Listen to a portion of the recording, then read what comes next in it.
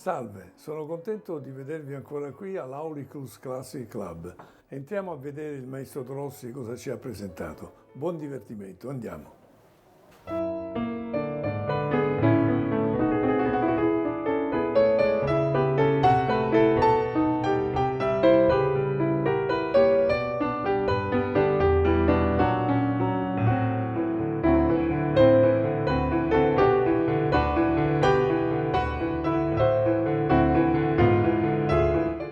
Stefano, oggi ho pensato di portarti una cosa un po' particolare. Un po' particolare perché questo compositore è veramente un compositore che ha fatto delle cose incredibili, è diventato anche famoso, però poi alcune delle sue opere sono cadute nel dimenticatoio, mi pare, se non sbaglio. Proprio così. Ti lascio la parola affinché tu ci possa illustrare, questo è il disco, affinché tu ci possa illustrare biograficamente questa persona. Franco Alfano. Franco Alfano. È praticamente un nostro contemporaneo perché muore nel 1954, quindi l'altro ieri praticamente. Dunque lui ha cominciato a studiare a Napoli, dove è nato fra l'altro, con Alessandro Longo e frequenta il famosissimo Conservatorio di San Pietro a Maiella di Napoli. Poi da lì se ne va all'estero, si trasferisce a Lipsia, e lì comincia a lavorare nel mondo europeo, diciamo così. Da lì poi si trasferisce a Berlino e comincia una sua carriera di pianista. Poi da Berlino scende, va a Parigi e lì cambia completamente e comincia a comporre e curiosamente compone due opere per le Folies Bergère, due balletti che si chiamano Napoli e Lorenza. Per le Folies Bergère è una cosa particolare, davvero. Mi immagino.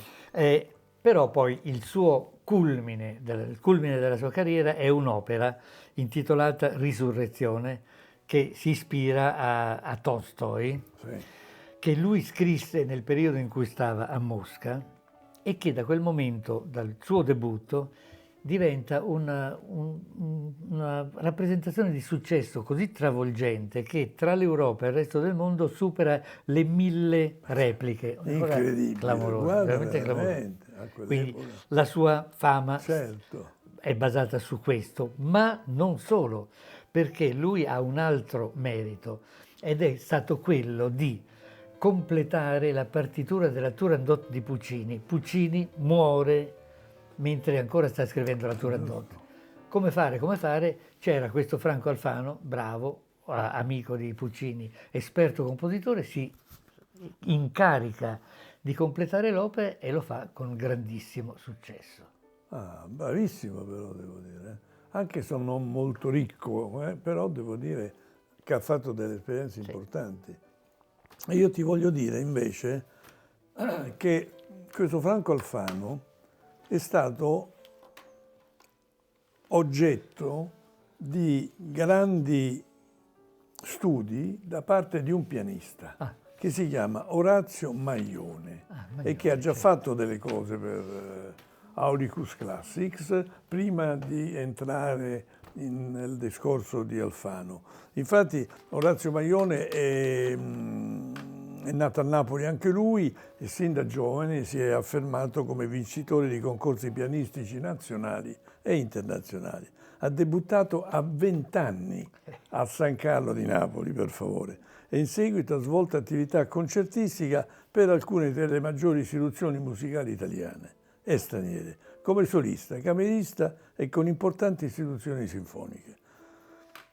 Nel 1986 addirittura ha vinto la terza edizione del prestigioso concorso pianistico internazionale di Pretoria, Sudafrica. Pensate, è andato fino a là. E poi ha fatto una serie, da quel momento ovviamente è entrato in un tour internazionale perché poi ha inciso per una casa discografica inglese e per noi ha fatto già un integrale dei 27 studi di Chopin che abbiamo pubblicato recentemente. Quindi e che sono stati, tra l'altro questo lavoro dei 27 studi di Chopin è venuto così bene che sono stati oggetto di seminari tenuti a conservatori italiani e stranieri. Pensa che bravura. Adesso, molto recentemente, a parte il fatto che ha curato trasmissioni radiofoniche, tutto di tutto, recentemente si è dedicato alla scoperta di Franco Alfano. Certo, E ha trovato infatti questi lavori che ha pubblicato, che sta pubblicando con noi e che ha già pubblicato per la Naxos, che come tu sai è un'etichetta di musica classica di grande prestigio. Stefano, grazie di tutto, come sempre sei stato prezioso e ringraziamo anche i nostri ascoltatori, i nostri spettatori per essere stati con noi e comunque vi ricordiamo di iscrivervi al canale e di cliccare il like per darci una mano. Grazie, a presto.